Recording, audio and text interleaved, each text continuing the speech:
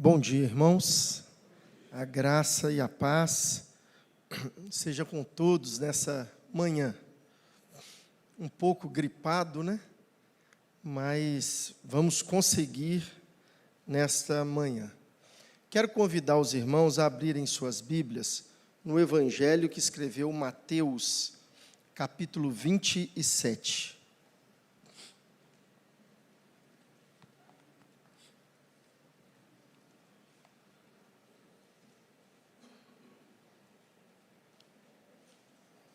Evangelho de Mateus, capítulo 27, a partir do verso 38.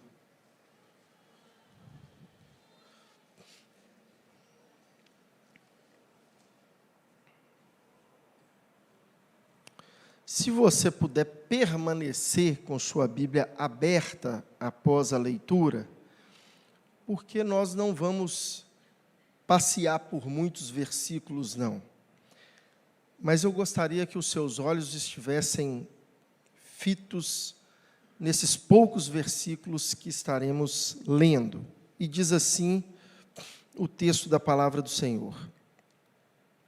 E 2 ladrões foram crucificados com ele, um à sua direita e outro à sua esquerda. Os que iam passando blasfemavam contra ele, balançando a cabeça e dizendo: Ei, você que destrói o santuário e em 3 dias o reedifica, salve a si mesmo. Se você é o Filho de Deus, desça da cruz. De igual modo, os principais sacerdotes com os escribas e anciãos, zombando, diziam: salvou os outros, a si mesmo não pode salvar. É rei de Israel? Que ele desça da cruz, e então creremos nele. Confiou em Deus, pois que Deus venha livrá-lo agora, se de fato lhe quer bem, porque ele disse: sou filho de Deus. Também os ladrões que haviam sido crucificados com ele o insultavam. Eu quero orar com os irmãos mais uma vez. Nosso Deus, é tão bom estarmos na tua presença. Queremos, ó Deus, ouvir a tua voz nesta manhã. E pedimos, ó Pai, que o Senhor seja o centro em cada palavra que será dita. E que, ó Deus, como espada que penetra, Deus, no mais íntimo do nosso coração, que a tua palavra nos alcance nesta manhã, com poder, e pelo poder do teu Espírito, nós oramos. Amém. Eu gostaria aqui nesse texto de dar um enfoque especial no verso 40. Diz assim: ei você que destrói o santuário em 3 dias, o reedifica, salve a si mesmo, se você é o Filho de Deus, e desça da cruz.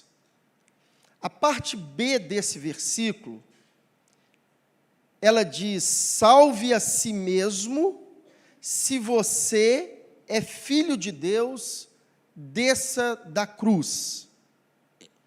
E eu quero aqui, com toda a permissão que João Ferreira de Almeida possa nos dar, eu gostaria de fazer uma mudança na ordem e na estrutura desse versículo 40, na parte B. E o verso, então, ficaria da seguinte forma: se você é o Filho de Deus, faça algo por você mesmo, desça da cruz. É uma mudança mais na ordem do que propriamente na estrutura. Mas aqui, para nos contextualizarmos, é necessário entendermos que esse versículo se trata do contexto da crucificação.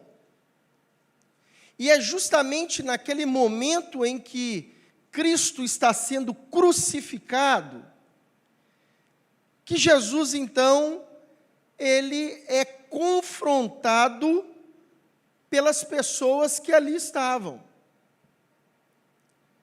E aqui eu mudei a ordem propriamente do versículo, porque há 3 questões que precisam ser consideradas aqui nesse momento. Se você é filho de Deus, faça algo por você mesmo e desça da cruz.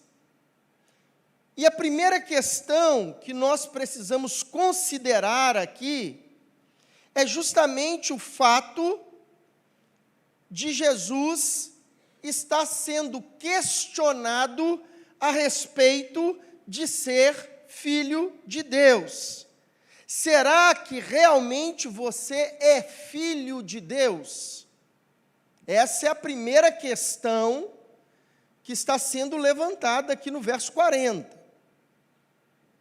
Este que está sendo crucificado, será que verdadeiramente és filho de Deus? E não era uma questão levantada apenas com relação aos que passavam por ali, mas era uma confrontação direta ao próprio Cristo, que naquele momento, apesar de todas as dores, apesar de todo o contexto de sofrimento, ainda estava lúcido. E na sua lucidez, ele recebia palavras de afronta e de confronto, dizendo: será que você realmente é aquilo que você disse que era? Será que realmente você é filho de Deus? E aqui, nós temos uma conjunção se, que nesse momento do texto se apresenta como um adjunto adverbial de dúvida. É levantado aqui uma dúvida. A intenção aqui do se no texto, se você observar com carinho, a grande intenção do se na frase é desconstruir toda a segurança afirmativa de que Jesus é o Filho de Deus. Se você tirar o se desse contexto, fica: você é filho de Deus. Mas se você coloca o se, já quebra toda essa afirmação. E aí paira a dúvida, a incerteza. Ou, no mínimo, traz aos ouvidos daqueles que por ali estavam uma grande dúvida sobre essa questão. Agora, nós precisamos entender que este questionamento, o que está por trás desse questionamento, é senão uma afronta à divindade de Cristo. Isso aqui é uma afronta à divindade de Cristo.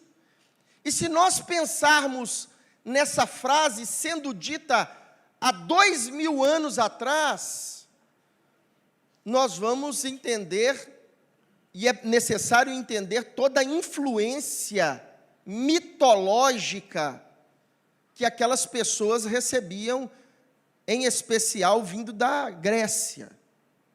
Roma era ou foi totalmente influenciada pelos grandes ou pelas grandes filosofias dos gregos.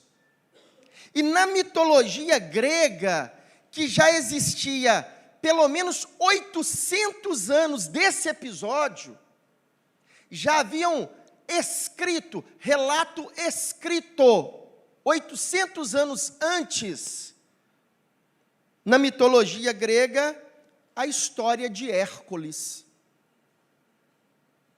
Você já deve ter visto aí o filme de Hércules, o desenho animado de Hércules.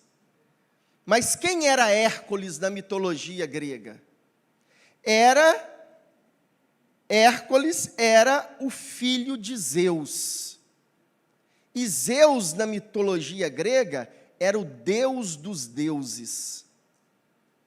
Zeus teve um relacionamento com uma humana, e ele, então, desse relacionamento, o fruto desse relacionamento, nasce Hércules,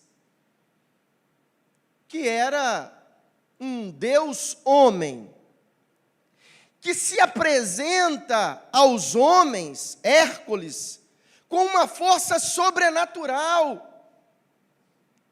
E a grande questão aqui é o seguinte: o que está sendo aqui dito e confrontado nesse momento com Cristo é: o filho de Zeus tem força sobrenatural para vencer qualquer obstáculo, mas o filho de Iavé, ele não consegue sequer descer de uma cruz. A grande questão é uma confrontação daquilo que as pessoas entendiam a respeito de Deus e de ser filho de Deus. Opa, ser filho de Deus significa, no nosso entendimento, ter uma força sobrenatural. E talvez o que fosse entendido com mais próximo disso fosse justamente o mito de Hércules.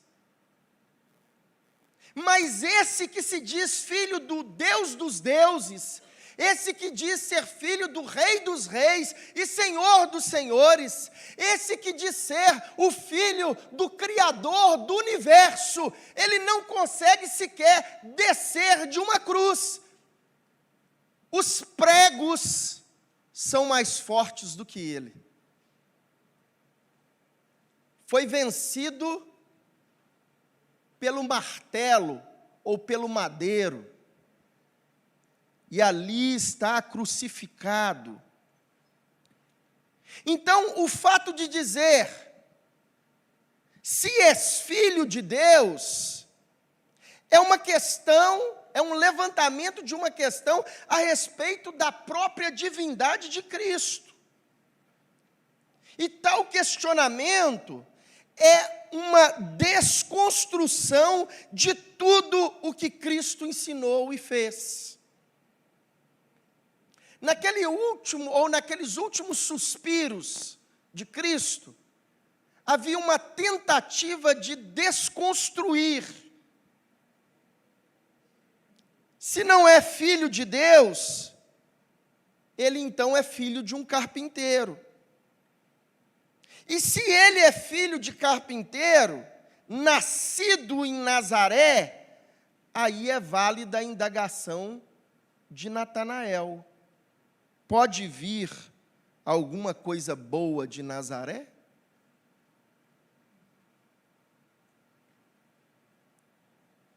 João capítulo 1, versículo 46. Não poderia. Essa é a primeira questão do texto. Agora, a segunda questão, ela está relacionada, e ela aqui precisa ser considerada, quando no texto, de maneira mais literal, diz: salve a si mesmo. Na alteração feita aqui por mim, está: faça algo por você mesmo. no texto, salve a si mesmo. Ora, a grande questão aqui é, você precisa fazer algo por você. Seria algo do tipo, alguma coisa do tipo, é hora de parar de pensar nos outros. Você chegou até aqui pensando em todo mundo, mas agora é o momento de você pensar em você mesmo. Pare de pensar na humanidade, pense um pouco em você. É o que está por trás dessa afirmação, salve a si mesmo. Você tem apenas 33 anos, tem uma vida inteira pela frente para ser vivida. A juntar um pouco de dinheiro, viajar, casar, ter filhos. Você é solteiro. Esse negócio de morrer pelos outros, esse negócio de sacrifício vicário, substitutivo, não vale a pena. É o que está por trás desse confronto. Enquanto aqueles passavam ao pé da cruz e olhavam para ele, dizia, pense em você mesmo, salve-se a si mesmo.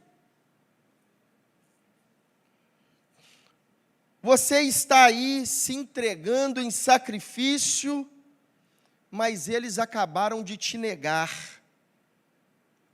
Você está aí se entregando por eles, mas quando você precisou de cada um deles, eles fugiram. Você está aí morrendo, se sacrificando por eles, mas eles te chicotearam. Você está aí morrendo por eles, mas eles escolheram Barrabás. E estão aí te crucificando. Quando aqueles que passavam diziam, salva-te a ti mesmo, o que está por trás disso, dessa simples frase, é todo esse contexto. Mas ainda há uma terceira questão. E se nós podemos tratar dessa terceira questão, aliás, eu ainda quero destacar algumas coisas a respeito do salva-te a ti mesmo. Esse questionamento sobre preocupe-se com você, faça algo por você, é uma semente de disseminação, talvez na mente e no coração de Jesus, se não fosse blindado pelo Espírito. Sim, semente de disseminação do quê? De pelo menos 4 coisas. Primeiro, egoísmo.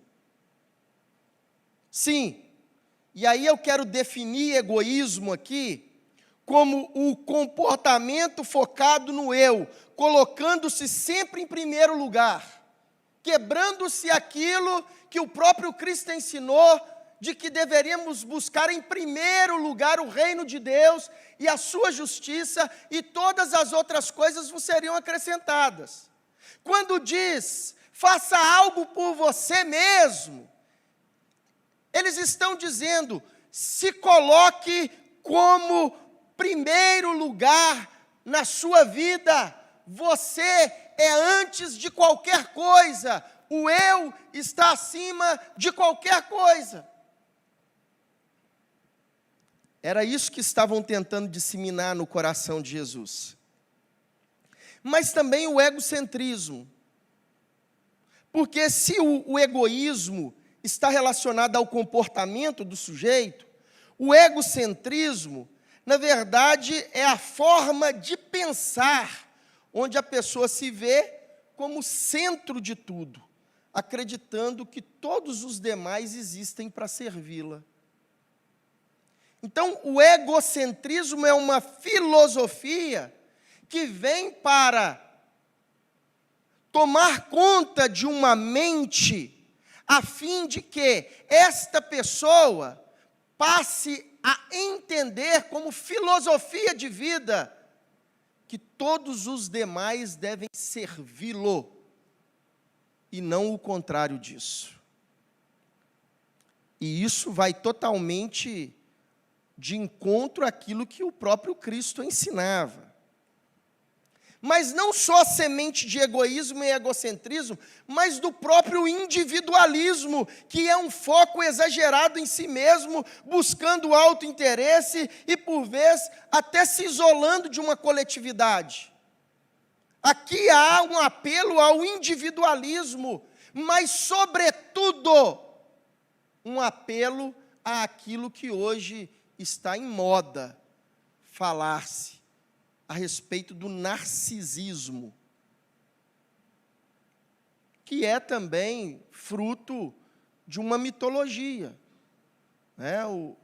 O Narciso, para quem não conhece a mitologia, é o sujeito que era tão bonito, que ele vai ao lago para poder tomar água, e quando ele abaixa, ele vê a imagem dele refletida no lago, e ele acha aquele rosto tão bonito, que era o próprio rosto dele.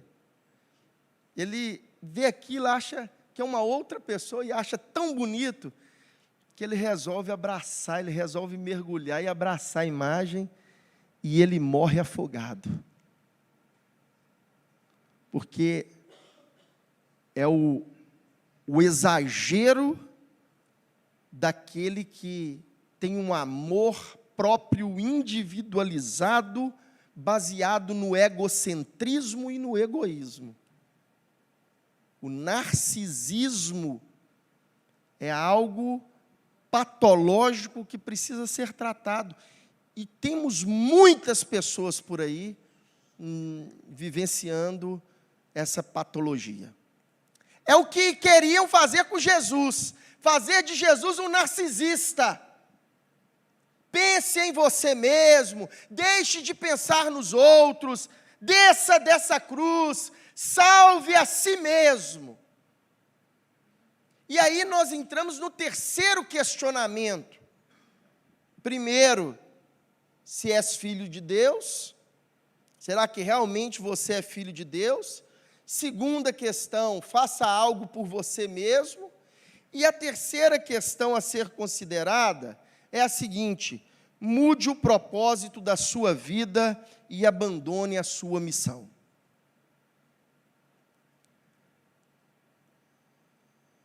A última parte do versículo diz: desça da cruz. Ela se encaixa aqui como um imperativo, uma ordem. Mas, ao mesmo tempo, ela é um convite, que não exige certamente uma obrigatoriedade, mas um convite a justamente perder todo o foco da sua vida. É um convite a Jesus para deixar o propósito pelo qual ele veio. Ele veio para a cruz. Ele veio para se entregar, ele veio para morrer, mas o convite aqui que se faz a ele quando diz, desça da cruz, é um convite para abandono da sua missão, abandono do propósito da sua vida. E aí eu quero lembrar com os irmãos aqui, alguns versículos que eu citarei aqui para os irmãos. Quem quiser acompanhar, pode acompanhar, mas se não, preste atenção, depois você assiste o vídeo em casa e confere cada versículo, que diz assim, Lucas capítulo 19, versículo 10, pois o Filho do Homem veio buscar e salvar o perdido. Essa é a missão do Filho. Ele veio buscar e salvar o perdido. João 3, 16 e 17. Porque Deus tanto amou o mundo, que deu o seu Filho unigênito, para que todo aquele que nele crê não pereça, mas tenha a vida eterna. Pois Deus enviou o seu Filho ao mundo, não para condenar o mundo, mas para que o mundo fosse salvo por ele. 1 João capítulo 4, versículo 14 diz: e vimos e testemunhamos que o Pai enviou o seu Filho para ser o Salvador do mundo. Marcos capítulo 10, 45, pois nem mesmo o Filho do Homem veio para ser servido, mas para servir e dar a sua vida em resgate por muitos. João capítulo 3, versículo 14 e 15, e como Moisés levantou a serpente no deserto, assim importa que o Filho do Homem seja levantado, para que todo aquele que nele crê não pereça, mas tenha a vida eterna. Sabe o que esses versículos nos mostram? Nos mostram duas coisas elementares. O propósito e a missão da vida de Jesus era morrer por cada um de nós. Mas quando aqueles que por ali estavam diz, desce da cruz, há um convite para que Jesus deixasse de lado esse propósito e essa missão. E a grande questão é, se Jesus tivesse descido da cruz, nenhum desses versículos fariam sentido para nós hoje. Nenhum desses versículos teriam qualquer significado para nós. O propósito e a missão de Jesus é a salvação da humanidade por meio de um sacrifício substitutivo. Sem cruz, não seria possível salvação. Sem cruz, meus irmãos, todos nós estaríamos aí nas marchinhas de carnaval. Sem cruz, preste atenção, nenhum de nós estaríamos aqui nesta manhã, porque não faria qualquer sentido estarmos aqui. Mas é pela cruz, e pelo fato de não ter descido dela, pelo fato de ter mantido o propósito e a sua missão, é que eu estou aqui nessa manhã, juntamente com os meus irmãos. Salvação sem a crucificação não seria possível, porque a morte de Jesus na cruz é o único sacrifício capaz de satisfazer a justiça divina e reconciliar a humanidade com Deus. A única forma de satisfazer o Deus justo foi pagando a dívida. Deus não é um Deus caloteiro. Não é um Deus que deixaria essa dívida passar em branco. Não é um Deus que faria, não tem problema não. Adão errou lá, mas está tranquilo, vida que segue. Não. A sua justiça nos revela de que Ele precisaria ter um substitutivo pelo pecado, e esse só poderia ser o próprio Cristo. Sem a cruz, não existiria expiação do pecado. Às vezes a gente ouve algumas terminologias, já falei aqui sobre isso, que são próprias do nosso evangeliquez, do nosso vocabulário evangélico. Expiação é uma delas. Mas se alguém te perguntasse o que é realmente a expiação, em pouquíssimas palavras, quero dizer para você que a Bíblia nos ensina um fato. O salário do pecado é a morte. Romanos capítulo 6, versículo 23. O salário do pecado é a morte. Você pecou. E o que você recebe de recompensa pelo seu pecado é a morte. Isso atingiu toda a humanidade. No entanto, nós temos um Deus que é justo e santo. Ele não pode, como eu disse, simplesmente ignorar essa dívida que existe por conta do pecado. Então, o sacrifício de Cristo na cruz é justamente o pagamento necessário para perdão do nosso pecado. É por isso que Ele morre na cruz, porque aquela cruz deveria ser minha e sua. Nós deveríamos pagar pelos nossos pecados, mas Ele paga a dívida por nós. Ele liquida a dívida. É expiação. Minha mãe está sentada aqui, e quando era criança mesmo, a gente morava num local, eu já contei essa história aqui, a gente morava no fundo de um bar. Era uma casa de aluguel, o bar na frente, tinha até uma porta que minha mente às vezes não lembra detalhes, mas eu lembro que tinha uma porta que dava lá no bar. Minha mãe colocava um móvel ali, né, encostando a porta ali para não ter acesso. E essa venda, havia um senhor já falecido, que a gente chamava ele de Geraldão, era o dono da venda. E a compra não tinha esses mega supermercados, esses grandes supermercados. Então, muitas das coisas a gente ia lá e comprava na venda. Não era assim que funcionava antigamente? E esse negócio de Pix também, isso não existia, dinheiro.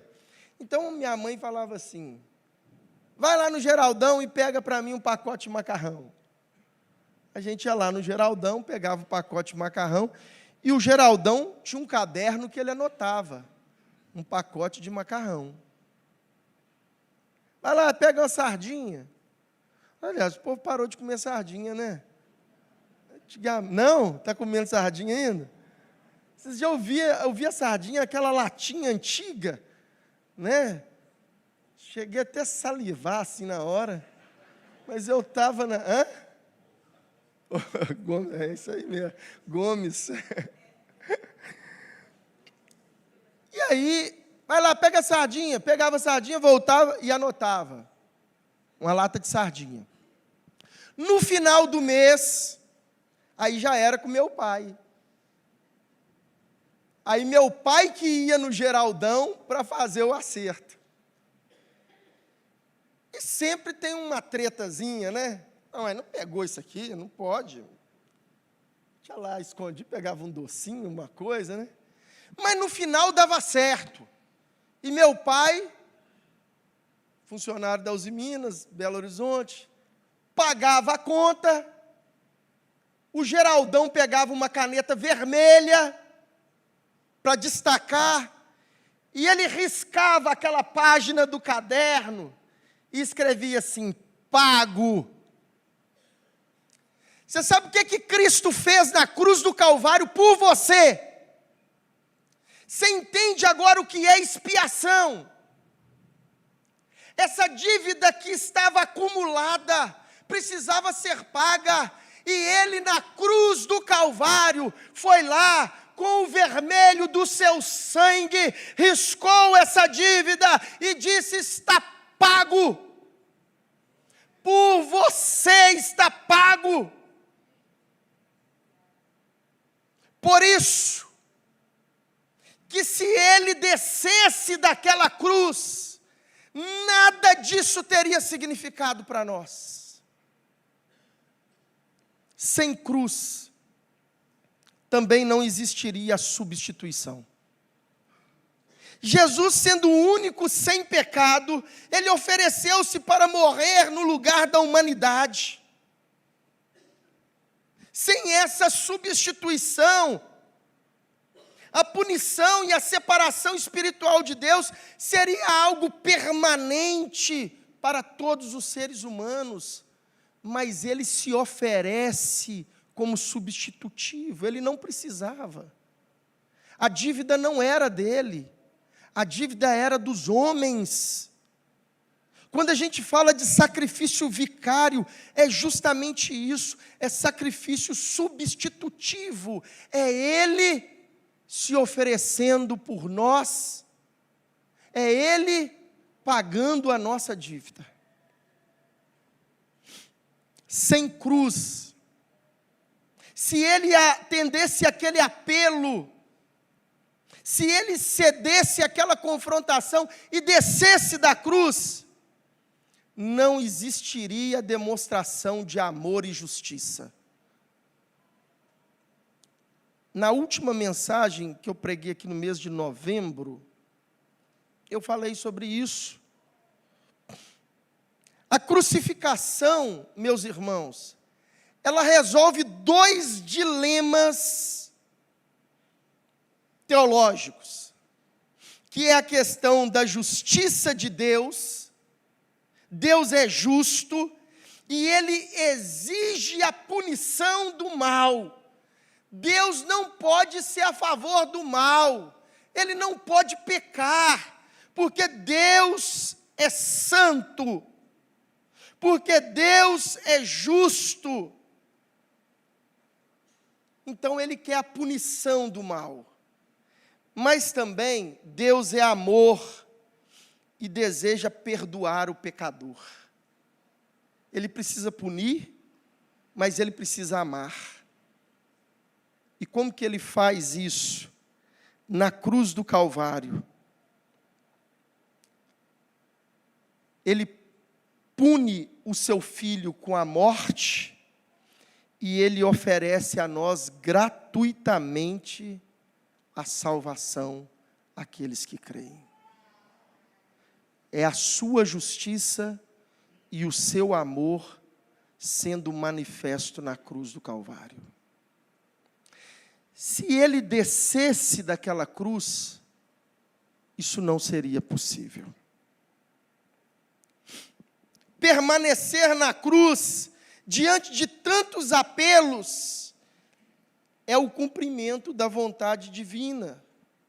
Jesus, ele resistiu às tentações, ele aceitou beber o cálice até o fim, para cumprir a missão de restaurar o relacionamento entre o homem e seu Criador.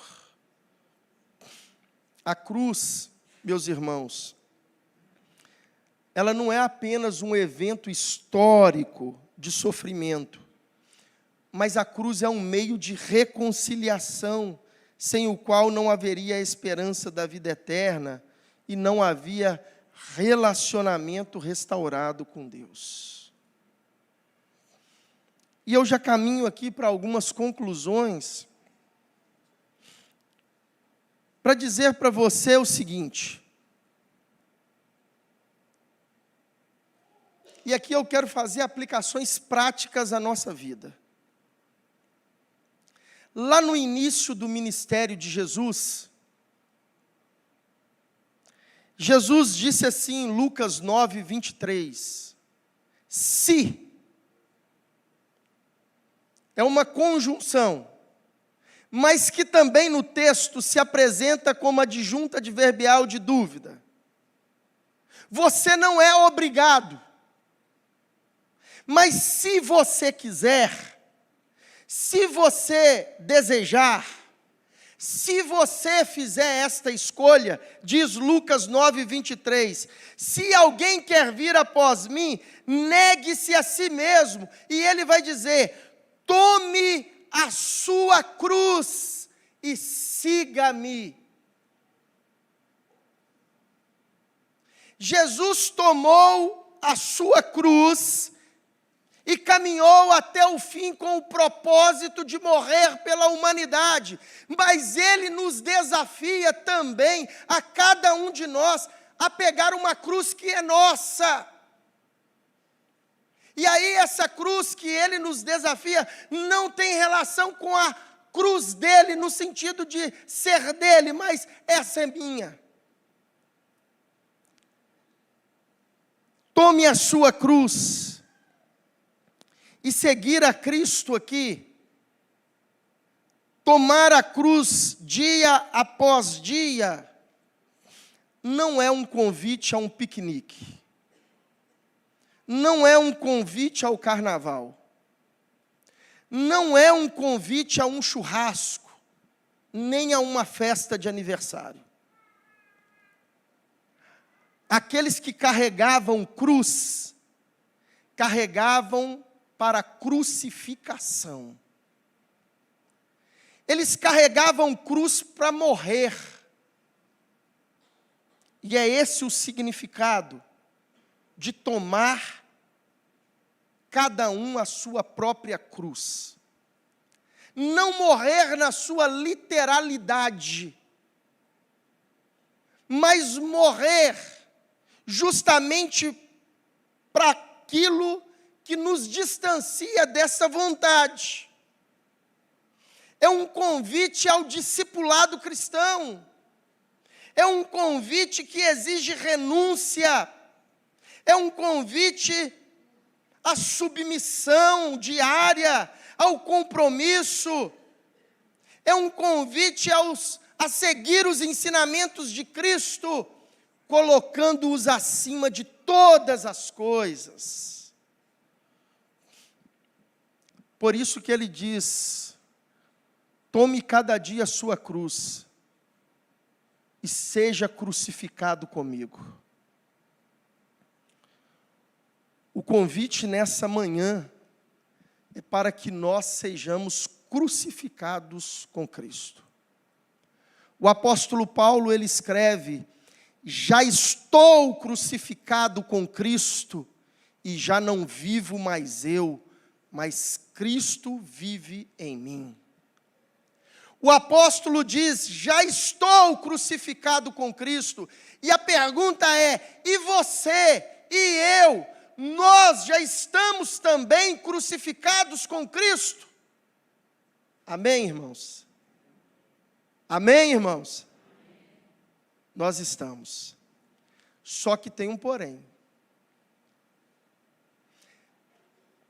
Aqueles mesmos impropérios que Cristo ouviu, estando crucificado, nós também diariamente ouvimos: desce da cruz. Nós ouvimos isso diariamente no nosso trabalho. Nós ouvimos isso diariamente na nossa família. Nós ouvimos isso diariamente quando ligamos a TV ou quando acessamos as redes sociais. Desce da cruz. Pense em você mesmo. Pense mais em você. Você já lutou demais pelos outros, agora é por você. Essas vozes, elas soam também aos nossos ouvidos, como soaram aos ouvidos de Jesus, dizendo: desce da cruz. E a minha pergunta nessa manhã é: você vai ceder a estes apelos?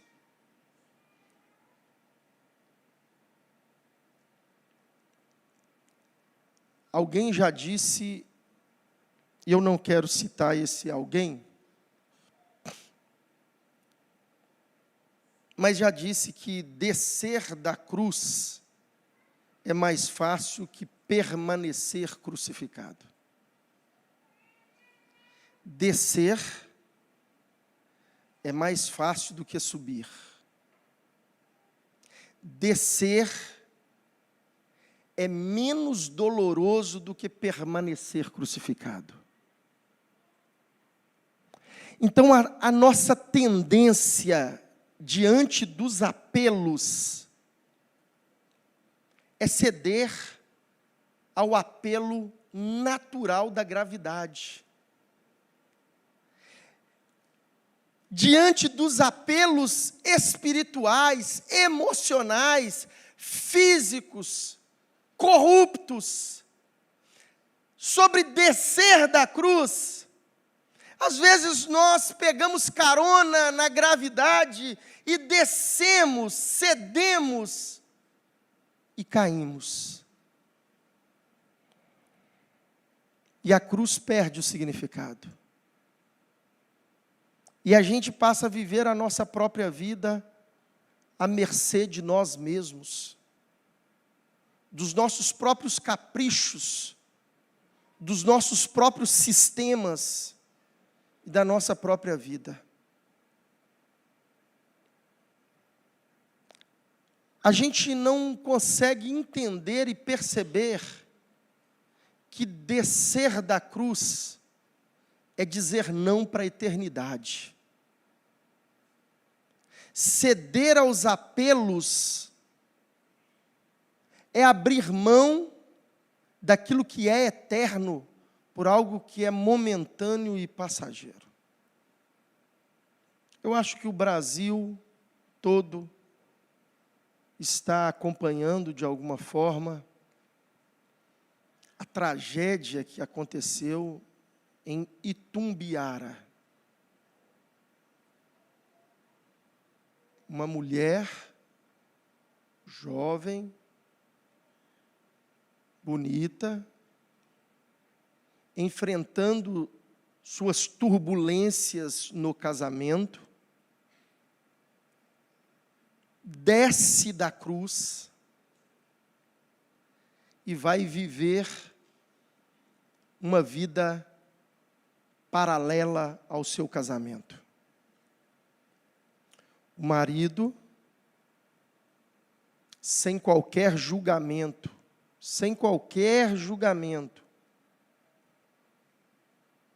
mas um homem focado no seu próprio egoísmo, sem qualquer julgamento, a visão de um psicólogo que vê de fora. Ele resolve matar os 2 filhos, um de 8 anos, um de 12 anos, e cometeu o próprio extermínio.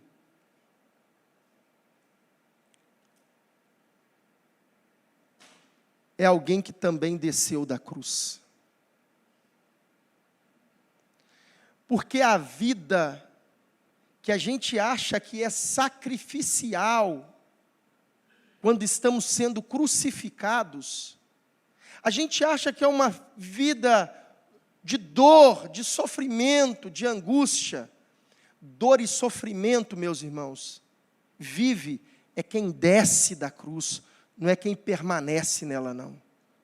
Porque quem permanece na cruz vai herdar ruas de ouro, vai herdar novos céus e nova terra, como diz a palavra do Senhor. Sabe o que eu quero dizer para você nessa manhã? Nós estamos vivendo dias de apelo. Carnaval é uma palavra de origem italiana. Carnivale. Cadê a irmã? Na Itália, né? Está ali. Cujo significado é justamente esse: vale tudo na carne. E esse vale tudo na carne é um apelo ao hedonismo, que é um apelo para que você e eu desçamos da cruz. Aonde você vai permanecer nesse carnaval? Na cruz ou fora dela? Ô Jesus, eu vou dar uma encostadinha na cruz esses 4 dias, aí na quarta-feira eu venho cá, passo um negocinho na testa aqui, pego minha cruz de novo e vou viver minha vida. Não, irmãos. A cruz é para nós até o fim. Feche os seus olhos, eu quero orar com você.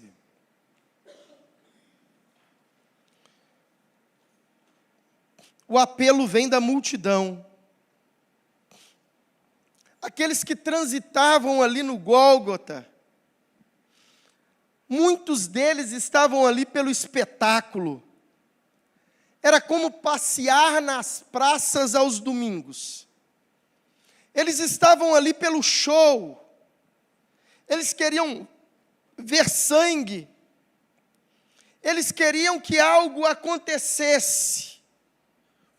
E eles passavam ali, queriam ver o circo pegar fogo e dizia para Jesus: desça da cruz e creremos em ti.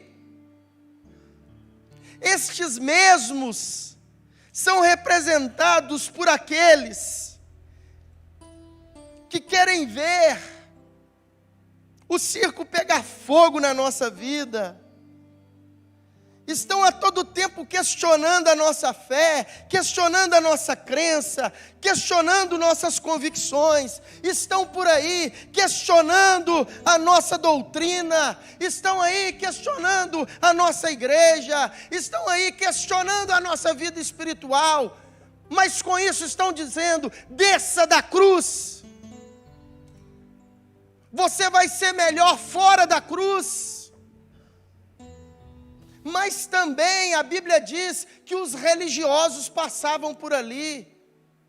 E esses também olhavam para a cruz, zombavam. Inclusive a Bíblia diz que eles zombavam e diziam: desce da cruz. São homens e mulheres que perderam a fé. Se dizem homens e mulheres de fé, mas já perderam a fé. Fazem da religião um negócio, frio e calculista. É um empreendimento, um bom empreendimento. Não tratam com vidas, mas com números e cifras. E essa religião que é dura, covarde, essa religião que muitas das vezes é impiedosa, que maltrata e que decepciona, ela também nos diz, na representação desses religiosos que diziam: desça da cruz, também nos diz: não vale a pena ser membro da igreja, não vale a pena estar entre os irmãos, vai embora. O povo está lá no churrasco, uma hora dessa você está aqui, desce da cruz e vai para outro lugar. Mas os ladrões também que ali estavam, eles também buscavam a própria salvação. Eles queriam se livrar daquele momento, daquela dor. E nos sinóticos diz que eles diziam os mesmos impropérios: desça da cruz. Eles veem Deus apenas como alguma coisa para resolver seus problemas. Mas nós vemos Deus, nós vemos Jesus como Filho de Deus, o Verbo encarnado, o Cordeiro Santo de Deus, o Cristo, o Filho do Deus vivo. E se você o vê desta maneira, como Deus Santo, como sacrifício vivo, eu quero que você, meu irmão, permaneça crucificado com Cristo. E que esses dias sejam dias de fortalecimento espiritual para você. Deus, ó Deus, que a tua igreja nesta manhã, e todos aqueles que nos ouvem pelas redes sociais,